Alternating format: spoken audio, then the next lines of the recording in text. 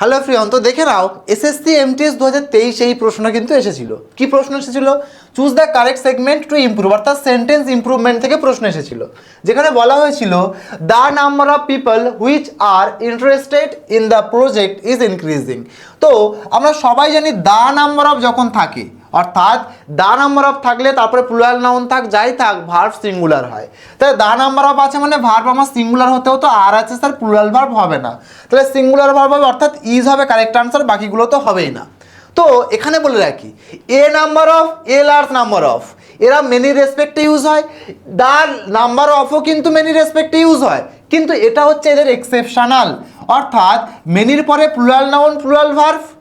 ঠিক তেমনই যেহেতু মেনি রেসপেক্টে এ নাম্বার অফ ইউজ করি, তাহলে এরপরে plural noun plural verb, a large number of পরেও সেম, কিন্তু এটা হচ্ছে এক্সেপশনাল, এদের পরে প্লুরাল নাউন থাকলেও ভার্ব সিঙ্গুলার হয়। তাহলে তোমরা কমেন্ট সেকশনে আমাকে দেবে এদের পরে তো প্লুরাল নাউন প্লুরাল ভার্ব হয়, তাহলে কমেন্ট সেকশনে দিতে ভুলবে না a number of student dash been selected, have হবে, ইজ হবে, আর হবে নাকি ওয়ার হবে। কমেন্ট সেকশনে আনসার দিতে ভুলো না। Thank you all.